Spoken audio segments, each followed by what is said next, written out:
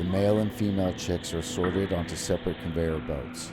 Here at Australia's largest hatchery, they've been genetically modified to make the males a different color than the females, allowing for quick sorting.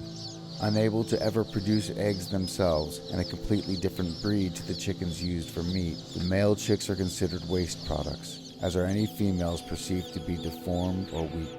They are sorted onto a separate conveyor belt from the healthy females in their first day of life, and sent into an industrial blender called a macerator.